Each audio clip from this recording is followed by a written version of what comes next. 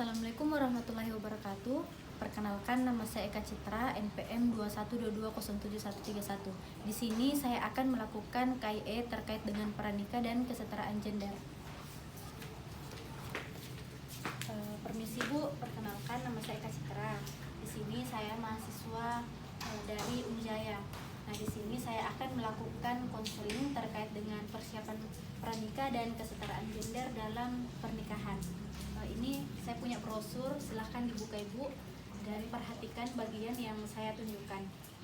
Pertama ada di bagian depan yaitu pranikah, di mana pranikah ini tersusun dari dua kata ya, yaitu pra, di mana sebelum menikah, dan nikah itu adalah sebuah ikatan atau perjanjian, bisa dibilang setelah akad. Nah, perkawinan antara laki-laki dan perempuan yang dilaksanakan sesuai dengan ketentuan hukum negara dan agama. Selanjutnya ada di bagian persiapan pranikah, di mana yang pertama itu kita harus mempersiapkan calon pria dan wanita. Yang kedua, kita harus melakukan pemeriksaan penyakit yang perlu diwaspadai seperti penyakit HIV/AIDS, IMS, hepatitis B, malaria, dan penyakit genetik. Yang ketiga, ada pemeriksaan kesehatan bagi calon pengantin, di mana pemeriksaan fisik, pemeriksaan penunjang, pemeriksaan gula darah, pemeriksaan HbSAg, FDLR, torch, screening, dan imunisasi tetanus. Yang ketiga ada bagian persiapan pranikah, di mana konseling pranikah ini adalah nasihat yang diberikan kepada pasangan sebelum menikah, seperti ada masalah medis, masalah psikologi, masalah seksual dan sosial.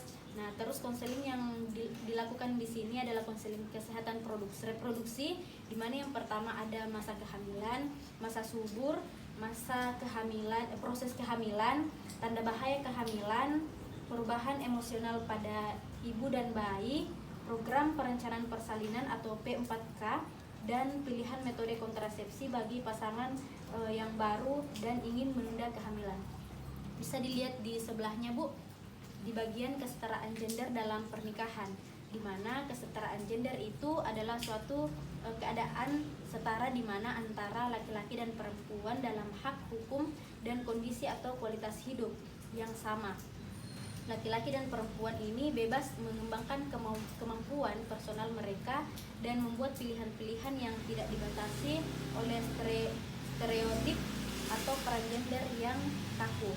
Nah, selanjutnya ada penerapan kesetaraan gender dalam pernikahan terbagi menjadi dua, di mana yang pertama itu saling menghargai, seperti apabila mengambil keputusan harus mengambil keputusan berdua antara suami dan istri. Nah, yang kedua saling membantu pekerjaan rumah dan menjaga anak. Biasanya ini bisa dibagi Bu, antara jika ibu bagian untuk menjaga anak, bapak bisa mengerjakan pekerjaan rumah, dibagi seimbang mungkin aja Bu. Yang ketiga ada tanggung jawab berdua dalam kehamilan, bukan hanya ibu saja yang berperan dalam kehamilan, namun bapak juga harus berperan pada saat ibu dalam keadaan hamil. Nah, yang kedua di sini ada pernikahan yang berbahagia atau terbebas dari 4 poin. Yang pertama, kekerasan secara fisik seperti memukul, menampar, melukai, dan menjambak. Yang kedua ada kekerasan secara psikis seperti selingkuh, merendahkan, dan membentak. Yang ketiga ada kekerasan seksual. Yang keempat ada penelantaran rumah tangga. Nah, pada penjelasan saya, apakah Ibu bisa menerima atau mengerti? Iya Bu, mengerti. Iya, terima kasih Bu atas waktu yang diluangkan untuk mengikuti konseling yang saya lakukan. Terima kasih. Iya Bu, terima kasih juga.